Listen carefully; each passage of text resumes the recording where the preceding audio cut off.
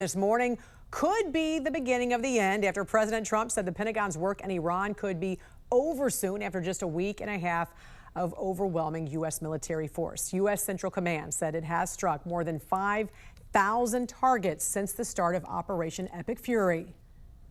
We've carried out some of the most powerful and complex military strikes and maneuvers the world has ever seen.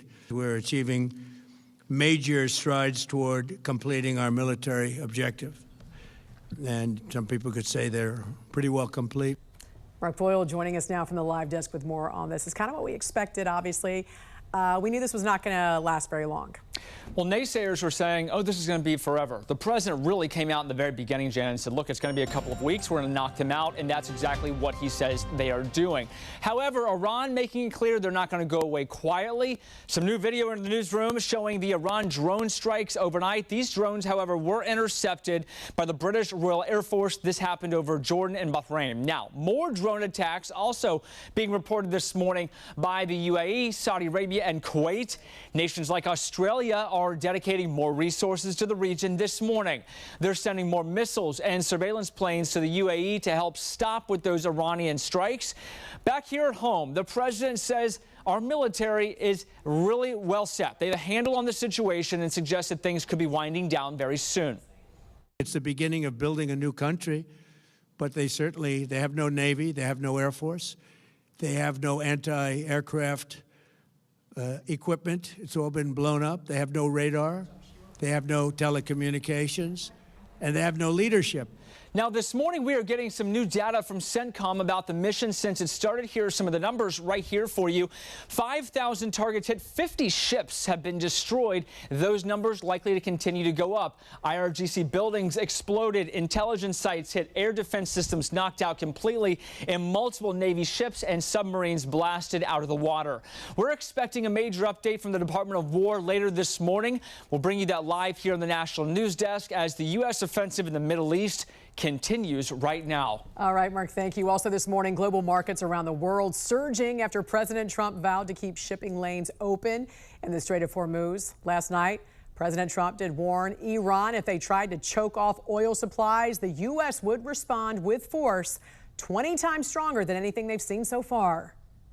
We're looking to keep the oil prices down. We went artificially up because of this excursion into a very positive thing. I mean, this was an excursion that a lot of people wouldn't have done. I knew oil prices would go up if I did this, and they've gone up probably less than I thought they'd go up.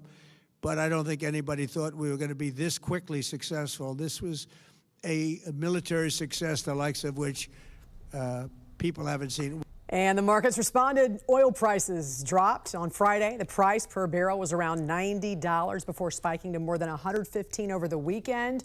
Well, now the price per barrel back down to around $88.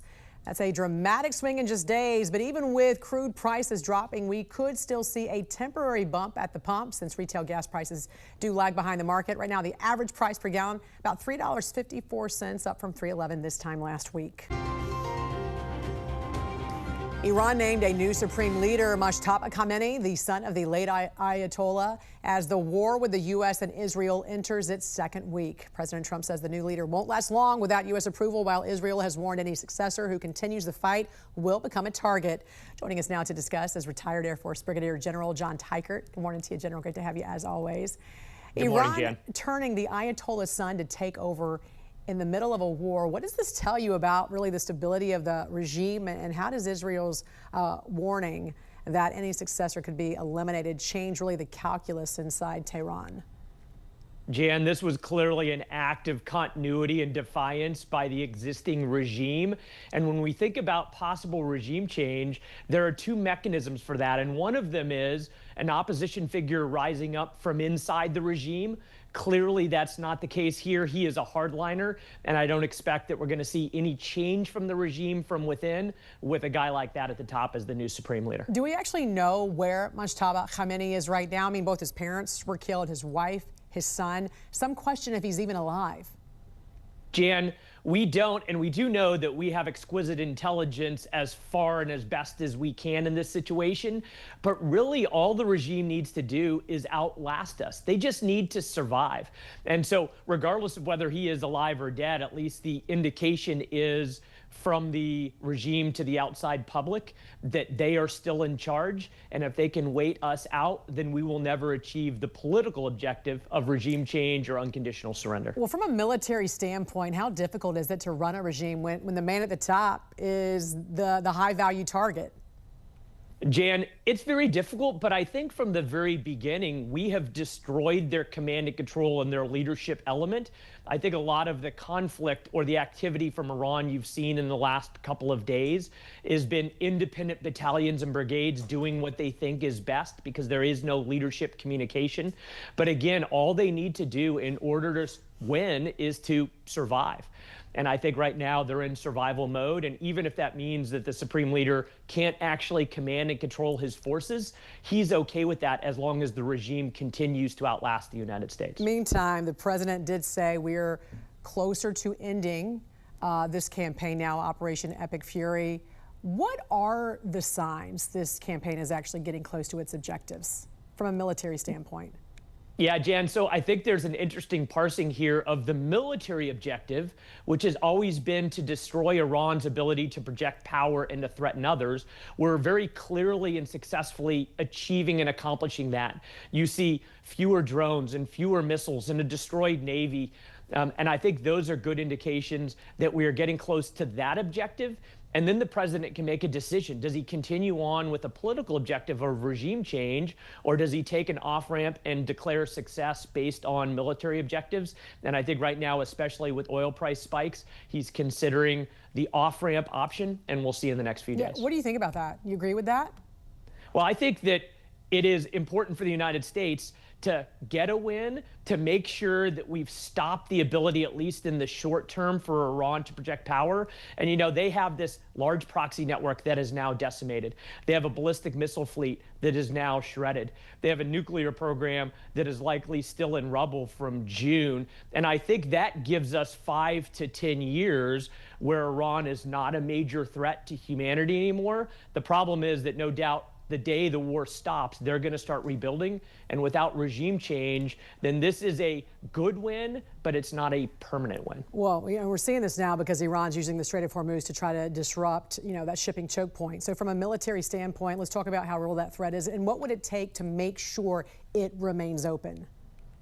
Well, Jan, clearly it hasn't remained open. That you see oil prices spike because a lot of tankers are not transiting.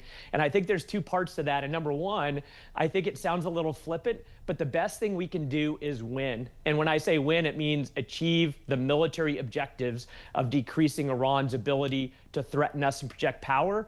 But number two, it's time to start dusting off the Ronald Reagan playbook from 1983 of reflagging tankers and escorting tankers and creating an insurance market for those tankers. The good news is that our allies and partners are starting to indicate they're willing to help us with the convoys and the escorts. And we need to start doing that immediately to give security to the oil market. Very quickly before I let you go, retired General David Petraeus was calling for sanctions on Russia after reports showed that Moscow was sharing intelligence with Iran, something he says could explain what he said was improved accuracy of some missile and drone attacks.